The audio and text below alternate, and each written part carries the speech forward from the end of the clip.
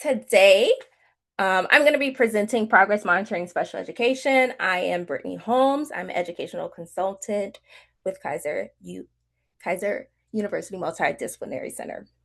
So welcome. Welcome to our discussion today on progress monitoring and special education.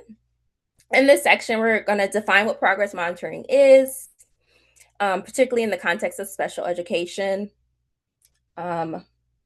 We will also explore its importance as a mechanism for fostering accountability and responsiveness in education interventions. And lastly, this presentation aims to provide a comprehensive overview covering key principles, tools, implementation strategies, and challenges in the domain of special education. So, right off the bat, let's first start with an explanation of what is progress monitoring.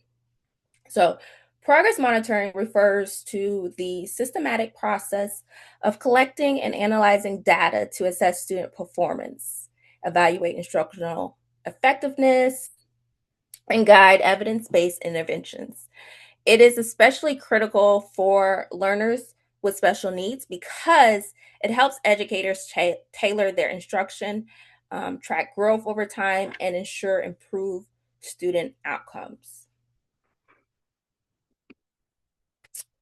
When we look at research, it shows that when progress monitoring is done on a frequent basis, it offers students themselves a chance to see how they are moving towards goals, offers a clear understanding of the impact of the instruction they are receiving, and acts as a potential vehicle for communication with parents. So it's a very highly effective tool, and research supports this. The benefits of progress monitoring. So there are several key benefits to progress monitoring. Early intervention, which is by tracking student progress regularly, educators can identify struggling students early on and provide timely interventions. This proactive approach prevents academic difficulties from escalating or behaviors from escalating. Personalized learning with progress monitoring allows educators to tailor instruction to individual student needs. No two students are the same. And progress monitoring ensures that each student receives the necessary support that they require. Although sometimes it feels like education tries to use a one box fit all for our students, especially in special education, you really have to meet them where they are. Data-driven decision making, educators can use progress monitoring data to make informed decisions about instruction. They can adjust strategies, modify interventions, or change the level of support based on the evidence they collect. And then lastly, accountability. Progress monitoring holds educators and the education system accountable for student outcomes. It ensures that resources are allocated efficiently and that students are not left behind. So now you may be asking, how do I implement progress monitoring in my class? Well, it's simple. You should use these 5 steps. First, establish clear goals. Second, select progress monitoring tools. Third, collect data. Fourth, analyze your data. And 5, make adjustments. These are typically the 5 steps that you want to have when using progress monitoring, but you can also add additional steps like working with your community, perhaps your teachers at your school who also have these students, getting input from them so that you can get a better picture of your students' needs and how they're performing in all their classes. So to help you with these 5 steps, the next slides I'm going to provide will give you a little bit more information on how to do just that. So step 1, we're going to establish clear goals. Begin first by identifying specific goals such as monitoring reading fluency, math problem solving, or overall academic growth, and establish measurable learning objectives that align with student needs. This is very similar to creating an IEP goal. So let's Practice. In this example, Jasmine is a third grade student with a specific learning disability in reading. Her recent assessments and classroom performance shows she struggles with reading fluency. Specifically, she reads slowly and often guesses unfamiliar words. During small group instruction, her teacher notices that Jasmine reads about 45 words per minute with 70% accuracy, while her peers are averaging 80 to 90 words per minute with 95 accuracy. Jasmine becomes frustrated during reading activities and tends to avoid independent reading tasks. So, a goal that we can establish for Jasmine in this situation is that by the end of the 9 weeks grading period, Jasmine will read a grade level passage at 55 words correct per minute with at least 80% accuracy as measured by a biweekly curriculum based assessment. Very similar to what you expect to see with an IEP goal. It's very clear who the student is, what we're going to be using to measure, and the goal. With this goal, it focuses both on increasing Jasmine's word per minute and accuracy. So, step 2, selecting a progress monitoring tool. Conceptually, progress monitoring can be divided into 2 types of assessments. You have general outcome measurement / curriculum-based measurement, or a specific subskill mastery. Now, general outcome measurements, GOM, and then curriculum-based measurements, CBM, track long-term, year-long growth using consistent, broad, and brief measures. Conversely, specific subskill mastery, SSM, it monitors short-term incremental mastery of a single targeted skill, changing the assessment as each specific small skill is achieved. So an example for both, an example for GOM would be, say a teacher gives a 2-minute math probe every Friday, and it contains a mix of 2-digit multiplication, 3-digit addition, and long division. The goal for this is to monitor if the student is generally progressing in math over the whole year. Whereas if we did a progress monitoring specific for specific subskill mastery, an example of that would be a teacher could give a 2-minute probe containing only 2-digit by 2-digit multiplication problems. For this one, the goal would be to see if the student has mastered the specific skill, one specific skill, before moving on to 3-digit multiplication. Now, specific subskill also works really great with behaviors if you're trying to monitor progress with a specific behavior that you're trying to address. And then if you look in the bottom right-hand corner, that is just a sample of what a specific subskill mastery test could be if you wanted to implement something simple in your class that you can monitor progress over time. So, step 3, we need to determine a data collection tool. Now, some of the most effective and highly used data collection methods used in special education today include direct observation, work sample analysis, checklists and anecdotal records, and standardized assessment. Now, direct observation is one of the most authentic ways to gather data. It involves watching a student perform a skill or engage in behavior in a natural setting. This can be structured or unstructured, and especially valuable for functional and behavior goals. So progress monitoring is not just for academics. You can use this for behaviors or whatever maybe behavior or thing that you want to address in your classroom. Work samples. Work sample analysis allow teachers to collect artifacts of student work over time, whether it's writing samples, math worksheets, a visual schedule. These artifacts provide concrete evidence of progress and can be compared across weeks or months. This would be similar to the FSAA, a portfolio. Same concept. You're collecting student work samples to show that they are progressing and that they are learning and showing where they stand. A checklist and anecdotal records. These are great for capturing skills and development gradually. A checklist might track a student mastery of life skills, while anecdotal records provide narrative insight into how a student is progressing or struggling. And finally, we have standardized assessments and benchmarks, which is probably the most familiar type of progress monitoring assessment.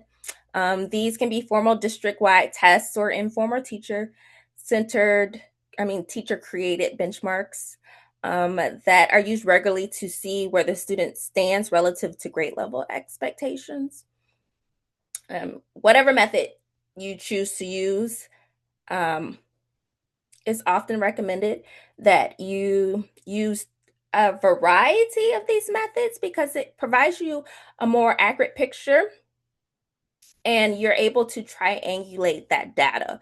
But you want to make sure that whatever your goal is, the data collection tool that you choose is appropriate for that so that you're actually collecting data on the goal that you have specified earlier.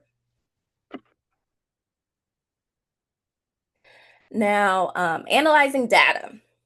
This, I have to admit, was one of the things that I struggled with as a teacher because I can create a data tool easily. I can identify what the goal is, but this is the area when things start to fall off for me.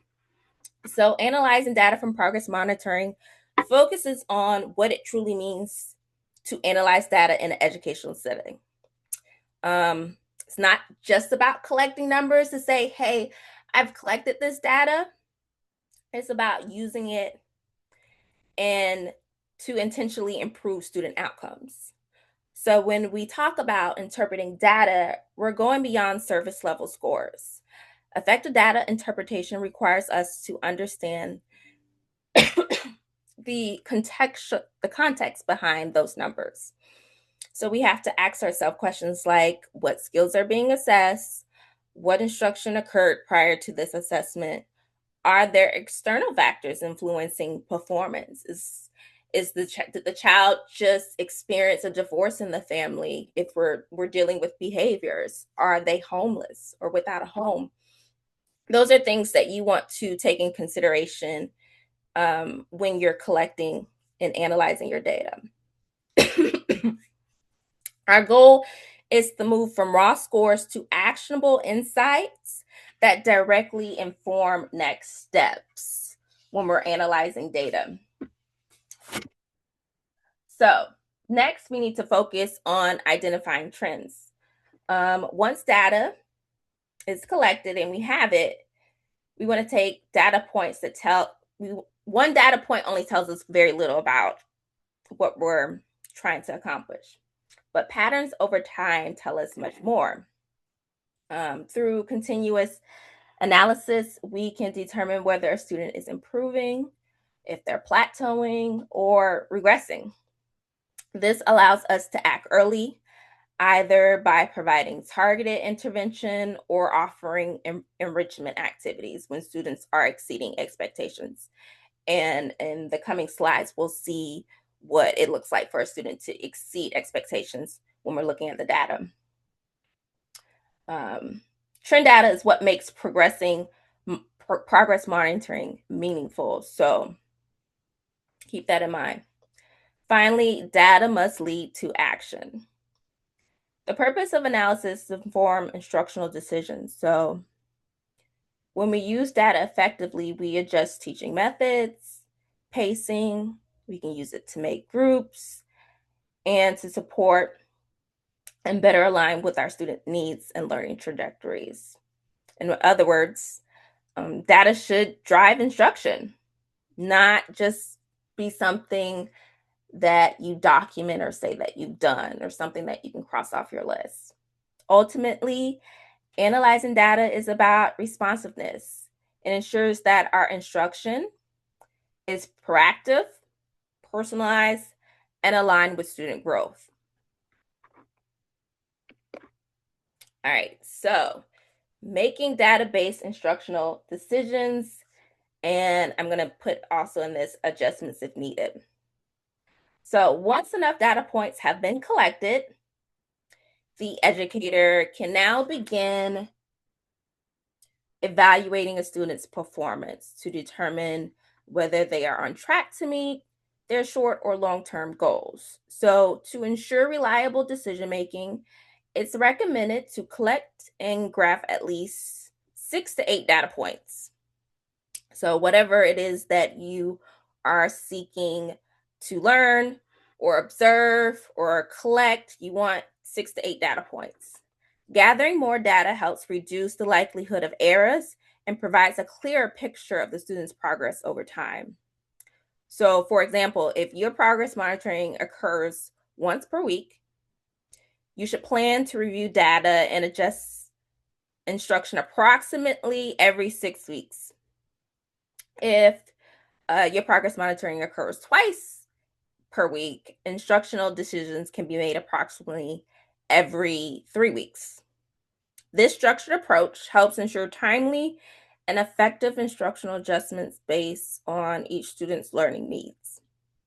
Now, evaluating whether the data points fall above or below or in line with the goal line enables educators to make informed database instructional decisions, a process commonly known as data-driven instruction.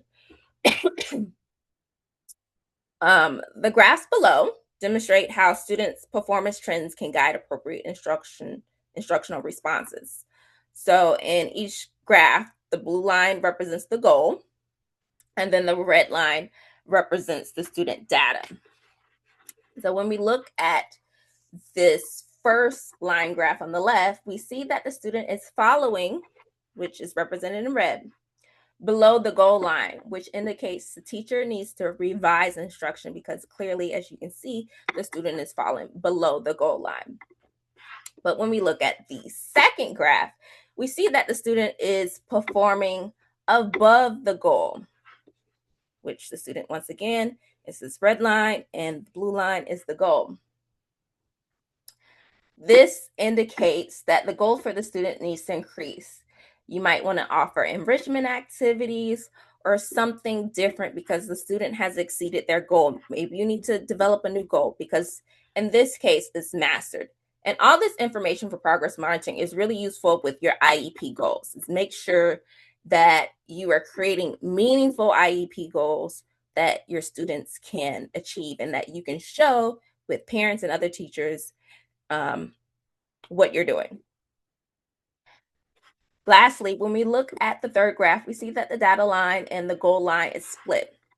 They're mixed, which indicates that the teacher should continue to collect data and make no changes into the instruction until there is a clear pattern of the student being above or below the goal line. Now, while progress monitoring is essential, several challenges may impede its effectiveness.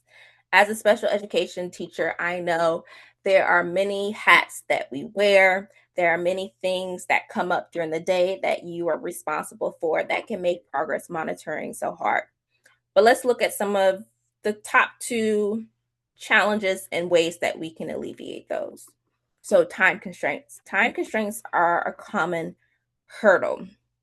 Educators often struggle to balance various responsibilities, which reduce the frequency and quality of data collection. To combat this hurdle, teachers should integrate progress monitoring to existing routines for efficiency, perhaps adding it in to your small group activity or your exit slip activity. This way, it's not something that you really have to plan for outside of your daily routine, but you can simply slip it into something that you're already doing, which will make it more likely for you to do it consistently. The second issue is data accuracy and overload.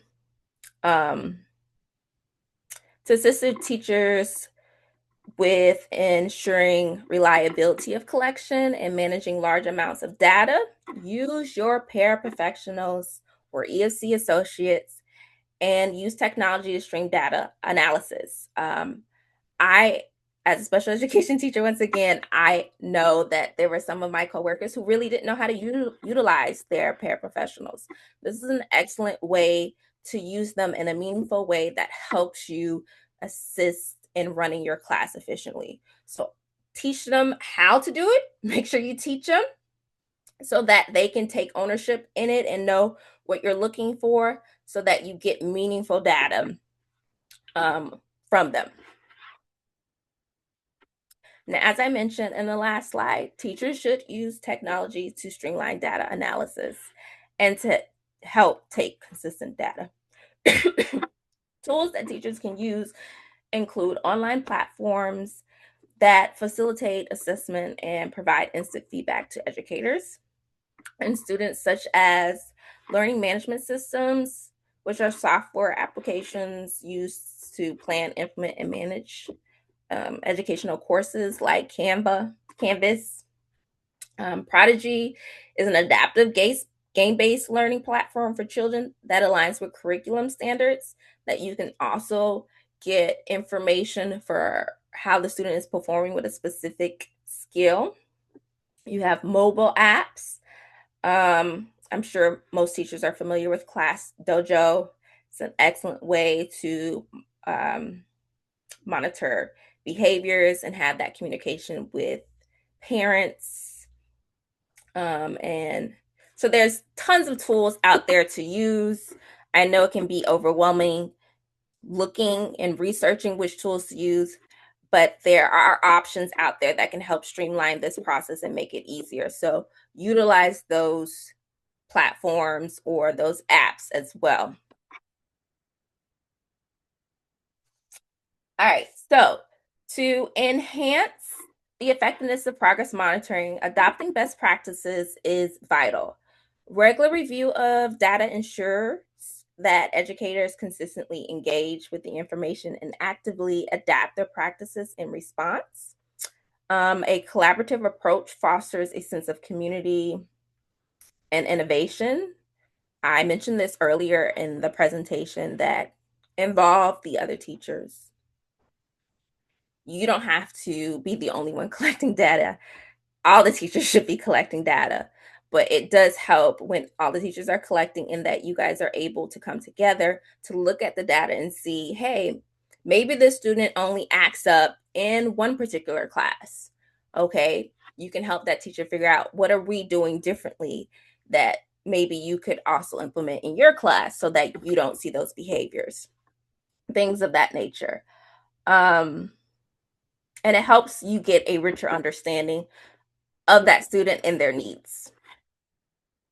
Lastly, like I mentioned, you want to leverage technology. By integrating digital tools into your process, it can streamline data collection and enhancing communication between educators and stakeholders. So your parents, facilitating a more responsive approach. You definitely want to get parent buy-in. Parents can also progress monitor at home. If it's a behavior that you're seeing at school and home, meet with the parents and tell them, okay, this is what I'm going to be doing in the class. This is what you can be doing at home. It helps when you have a community of people working together to improve or curb a disruptive behavior. So keep that in mind with progress monitoring. It's not just for the class. It can be also be used at home. All right. So in conclusion, we have traversed essential facets of progress monitoring within special education. We've looked at the definition and principles to best practices and implementation strategies. The ongoing nature of monitoring cannot be overstated. It is very, very important that you progress monitor in your class. It is a very effective tool. And like I mentioned earlier, you can also have your students progress monitoring. We looked at the research, and research shows that students enjoy and that they take ownership in their progress. So don't think that this is just something that the teacher has to do alone. Once again, You can get parents, you can get the student to progress monitor. Looking ahead, we can expect the advancements in data analysis and personalized learning environments to continue to play a significant role in the shaping of the future of special education. So it's important that you get ahead of that and start looking to find ways for you to progress monitor your kiddos in your class. These are my references for today's presentation. And then if anyone has any questions, I can take those on right now. And Rita, I cannot see the chat, so if there are any questions, please let me know. I will let you know. Thank you very much for a wonderful presentation.